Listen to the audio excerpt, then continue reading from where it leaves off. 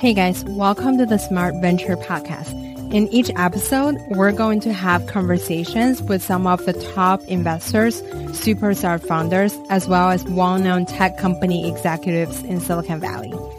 We'll have a coffee chat with them to learn their way of thinking and actionable tips on how they build or invest in a successful company. Before we start our show today, I want to make sure the listener, aka you, understand that everything a person say on the podcast only reflects hers or his own opinion, not the show or the company they work at. Our guest today is a VP of Policy Development and Research at Lyft. She was recruited onto the policy team by Lyft's Chief Policy Officer and former Secretary of Transportation, Anthony Foxx, to drive strategy for the business core policy issues. From labor policy to safety to privacy and sustainability. Prior to that, she reported directly to the co-founder and president, John Zimmer, after architecting an industry-leading initiative called Future of Work, which focused on innovations in labor policy, portable benefit, and worker protections for gig workers. She joined Lyft in its early days, leading all labor and employment-related issues facing Lyft on Lyft's legal team. Prior to Lyft, she worked at several law firms as a commercial litigator. Her name is Loni Mahanta. Welcome to the second part of the conversation with Loni. In the last episode, we talked about how Loni started her career in law and tech. In this episode, we'll focus on how Loni navigated the money talk and created her own position at work, and the behind the scenes of how policymakers make changes to the law. Please enjoy. So, for example, I went into this meeting. So how should I prepare for it? Should I just research everybody else's salary and then be like, this is what I think I should have? What is like the actual steps that you take? Yeah, if you have any concrete information, it's the best way to go in, right? Like if you have a sense of sort of where comparable peers are, it's the most grounded way that you can talk about it. If you don't have that, you can sort of make a guess and then just tie it to the work that you're doing. And see what happens. Like I have made unreasonable requests. There was a time like once when I was like, I wanted sort of an inequity increase in an off-cycle review. And Kristen kind of like laughed at me because it was like ridiculous. It wasn't even like close to possible. But I'm still glad I did it. Like I also got a sense of like what the like bounds were that she was dealing with of sort of, because you don't even really know what your manager has, at least at a company like Lyft. Managers are constrained in sort of the budgetary process of what they have to offer as well. So like sometimes there's just not a lot there and you just need to know what the constraints are. And then sometimes you have to like go outside of what the allocated process is and have an exception. And like those things are few and far between. But yeah, if you have information and data, that's like definitely the best way to go. Yeah, I love it. You're setting an example for other people and helping other people to asking for the next steps, asking for what they deserve. It's very empowering. By the way, I should say that like part of me feels like embarrassed. Like I don't anymore, but for a while felt embarrassed to talk about this, right? That like I had to self promote. Like how come I didn't get the promotion right off the bat myself? Like what does that mean? What does that say about me? I moved past that, but like, it was definitely a real feeling of like, well, why did I have to do that at all? But on balance, it's like, I'm glad that I did. I think it was, I'm glad that I did, and I'm glad that I'm talking about it. Yeah, it was so empowering to hear how you did it. I was listening to a panel yesterday. There were a female leader mentioned that when we're younger, a boy tend to ask everyone out on a date. He just needs to land one girlfriend. And then he went out there asking 10 people out. And if all of them say no, the boy loses nothing. But growing up as a girl, people normally suggest you to hinting and waiting until a guy asks you out. So I feel like it's similar to asking for more money. Like you said, getting comfortable about asking is super important. I don't feel that comfortable about asking for money. Even I've done 120% work, I would wait until someone else brought it up, the promotion. But sometimes it's just may never come. Not as much as they should. It's just the way the system is set up. And the thing that is like what I realize, and you know it too, right? Which is that like there are people who will just ask for more. And yeah, they're totally. more simply because they have, you know? For sure. It's so true. I'm glad that you brought it up. Let's talk about how you created the future of work.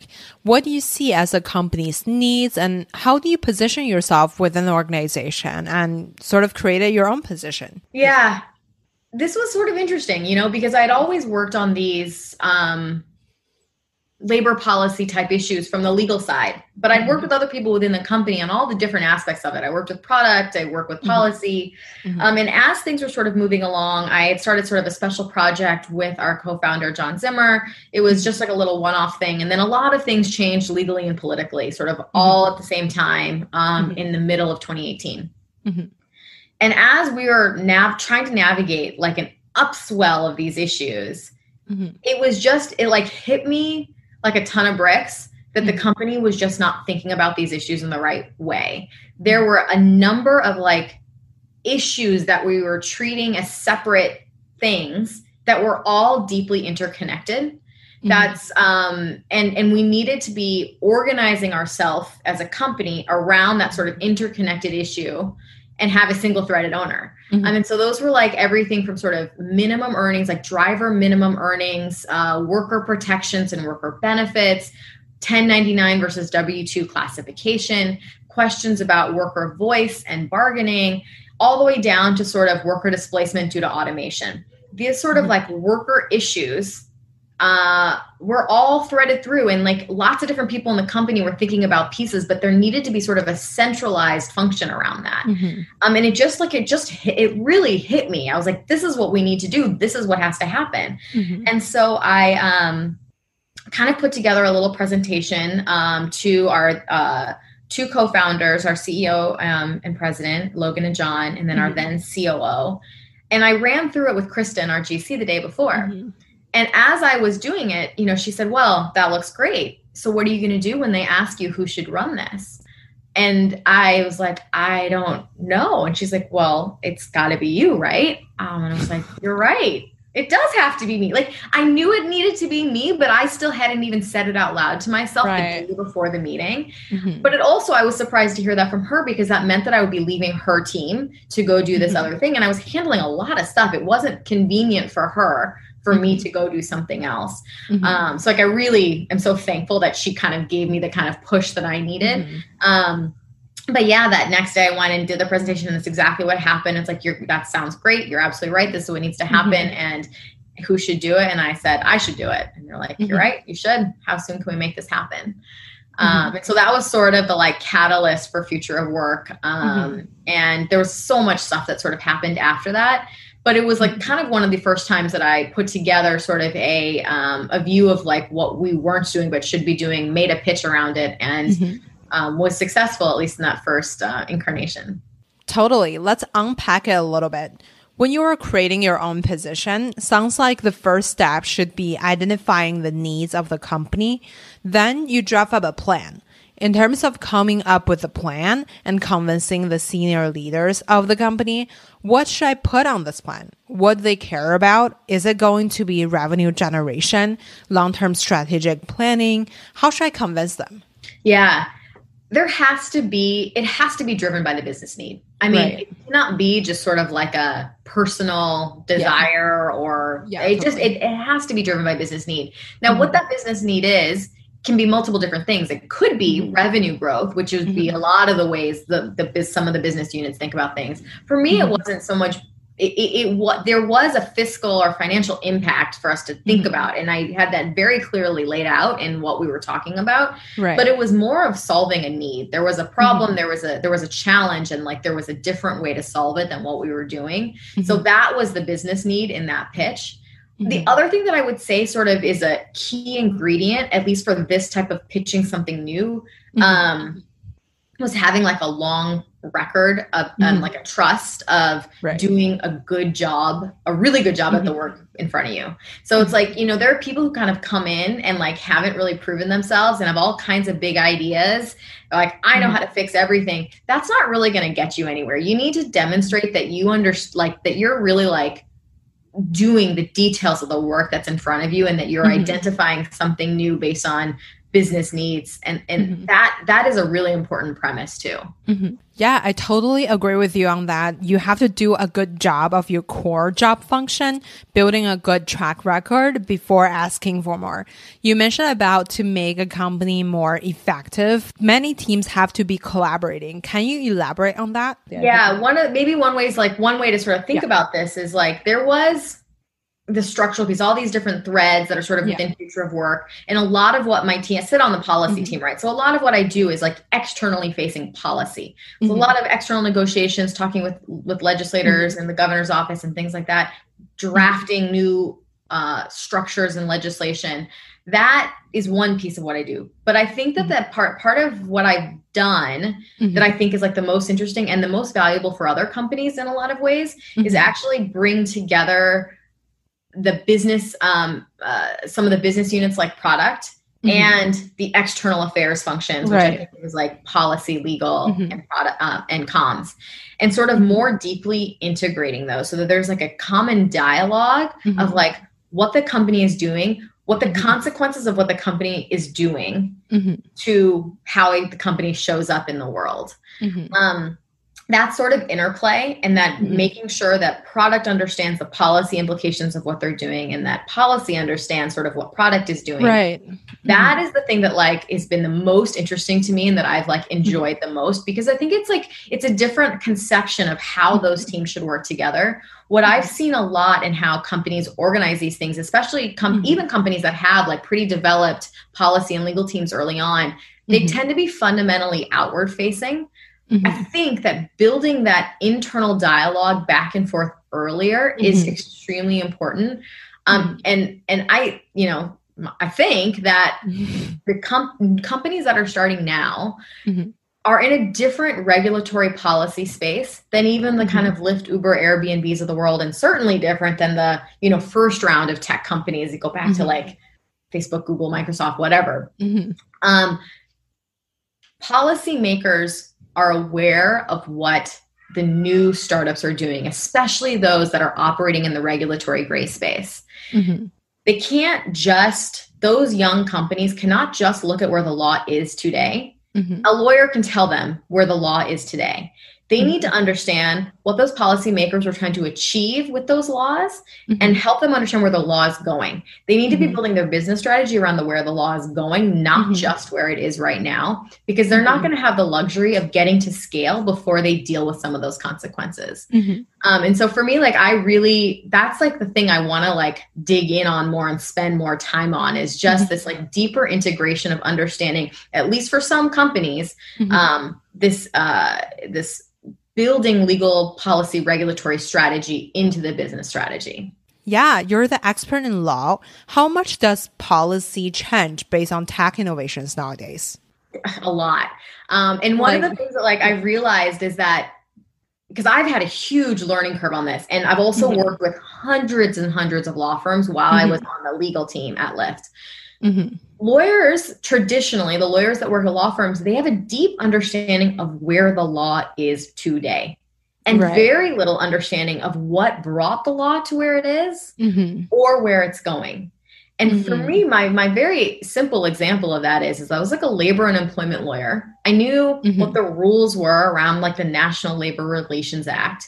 But until I started Future of Work and started doing a whole bunch of history and reading, and like I had this like a whole long reading list of of the history of the American labor movement to understand why some of the things were constructed in the way that they were. So when we were making suggestions about what we might do for, a future world, a future state that covered the, Lyfts of the world, it was imbued with why things got to where they are today and what we might do differently. But if I had just started from just that, like what it is right now, I never would have had that background. And you can do that in any area, right? Like you can spend the time to dig in and understand like what it's meant to cover, and then also what policymakers are thinking about and what they're trying to accomplish, and other interested groups as well. It's not just policymakers; it's third-party groups, it's activists. It's like there's a whole lot of different stakeholders in that arena.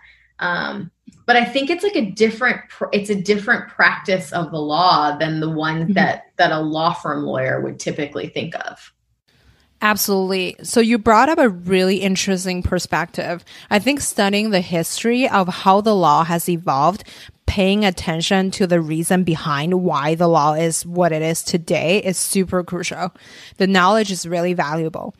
When it comes to putting together the strategies around law for a tech company, how do you predict what's going to happen in the future? Is there any general guidelines? If a founder is starting an alcohol delivery company, how should the founder set up the legal team around it? Yeah, I mean, most of the companies, they'll start with like, if they have hired somebody in that role, which they won't have the resources for a little while, but when they do, they'll hire a GC.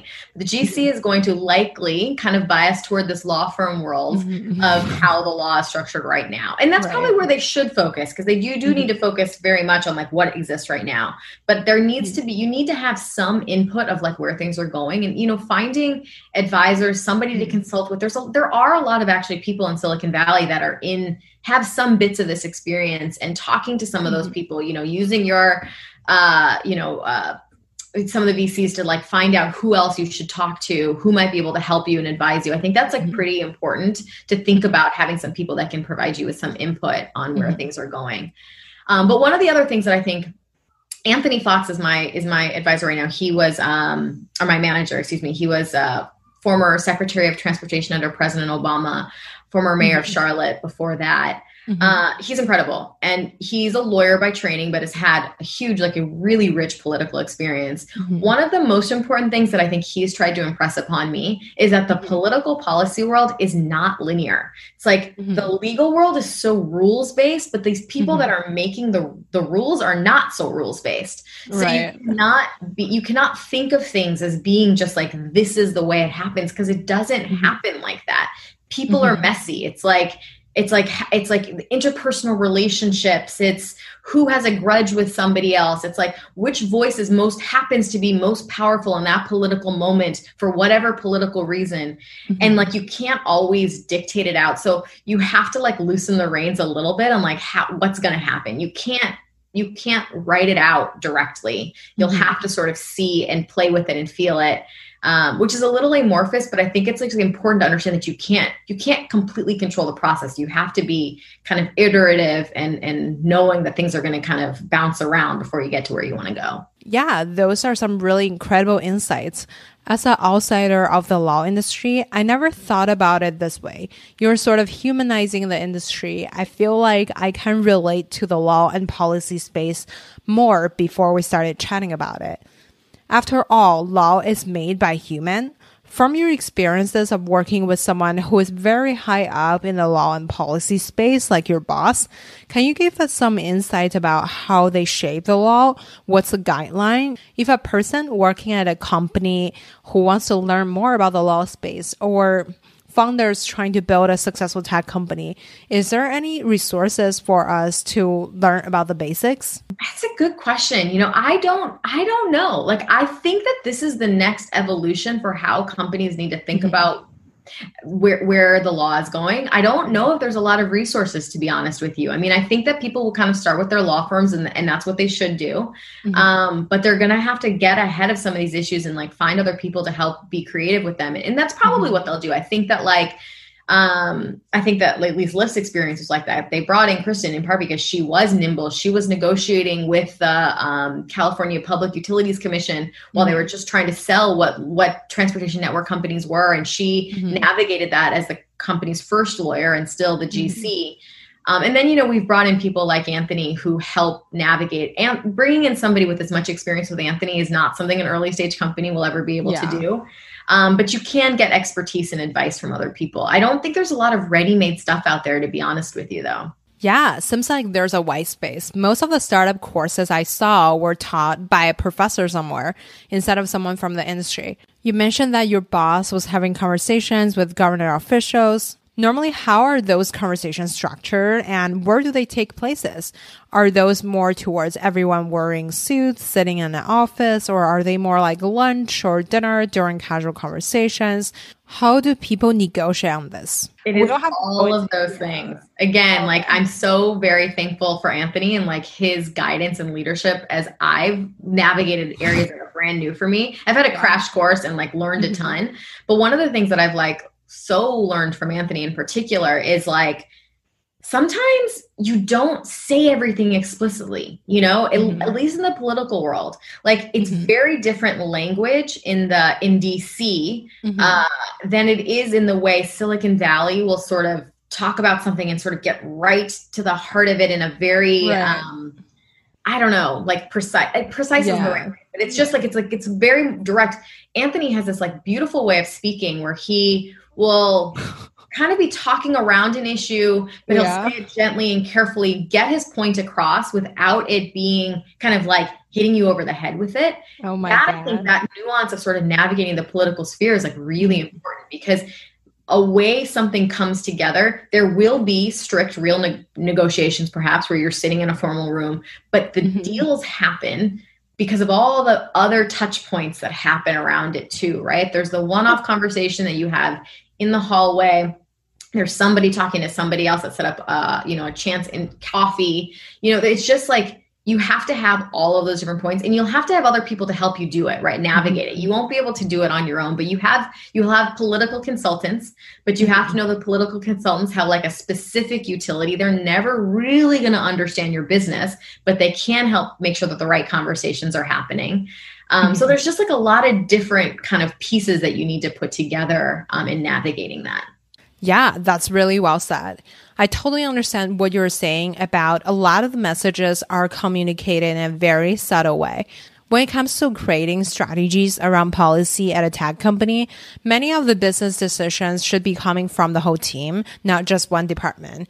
If my company only able to hire outside lawyers, how should I build a strong relationship with my lawyers to make sure they tailor their work based on our business needs instead of following the basics? Yeah, you're going to really have to work hard at that, right? Like you'll have to build out a little bit of an in-house team, maybe like just one or two lawyers at some point, but like you'll need to start there, and you'll need to make sure that there are people that can understand the business. I think like one of the things that Kristen did a great job at, and that one of the skills roles that I play now is this sort of interpretation, understanding the nuance of the business. Like I spent a lot of time doing just like strict product counseling when I was on legal. So I had to like get the nuance of like how our driver app worked. Right.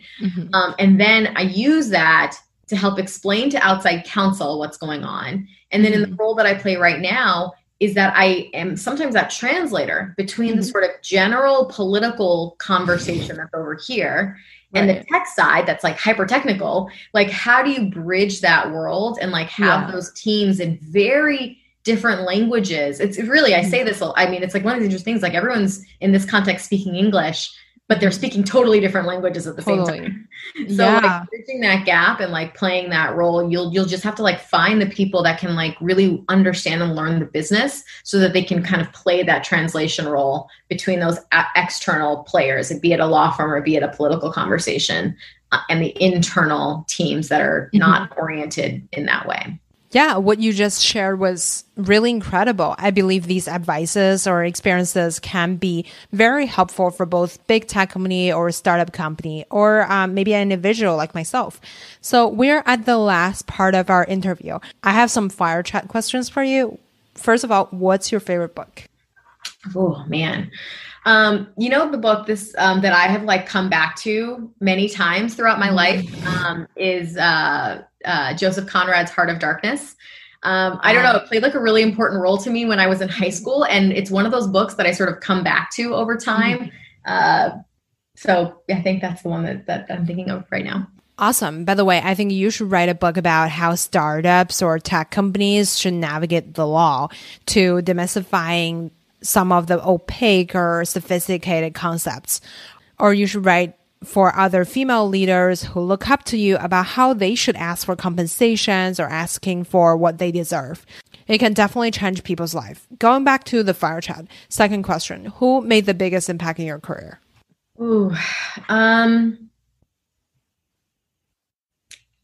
Anthony Foxx. I think he has like guided me through, I think, the most pivotal change in my career. And sort of everywhere that I think I'm going to go next, I really attribute to the mentorship that I've had from Anthony. Totally. So who would you invite to your dinner party? Dead or alive? Just anything. It's your party. So. And right now I'm so starved for human affection that I probably invite literally anyone at this moment. Gosh, who I've always like really wanted to like hang out with? I'm sorry, it would be like probably creative types. My husband's on the more creative side, but those tend to be like really, I get a lot of the Silicon Valley world at work. So I probably like an artist like David Byrne would be really cool. Maybe some other like, artists or thinkers from like another time in history. Maybe, I don't know. Salvador Dali might be an interesting person. Yeah. Oh my God. I love his work. Yeah. Yeah. Such an interesting guy. Something we can do that. And then, I'd love to spend some time with Obama. Who wouldn't? Yeah. Totally. Yeah. Like great answer, by the way. All the people, well, if you invite all of them, like, can I come? I just self-invite to your party. Anyway, so the last question is, where can we find you if you're not at work? Oh, right now I'm at home in quarantine with my children. I live in Larkspur, just north of San Francisco. But yeah, right now, I used to have hobbies. I used to have other things that I did. And at the moment, I am just trying to navigate remote learning and the pandemic. So yeah, I feel you. Thank you so much for coming on to the show, Loni. Thank you so much for having me. This was super fun. All right. That's all we have for today. Thank you so much for listening to this episode of Smart Venture Podcast. If you like it, please leave us a quick review and hit subscribe so you don't miss any tips from the experts. If you want to receive our updates, please leave your email at smartventurepod.com. If you want to connect with me, all my socials are at Grace Gong GG. Besides LinkedIn, it's just Grace Gong. I'd love to connect with you and let me know your thoughts about the show. Now you can also listen to Smart Venture Podcast on YouTube. Go to smartventurepod.com, click the YouTube link on the top banner. Don't forget to hit subscribe and smash the like button. See you next time.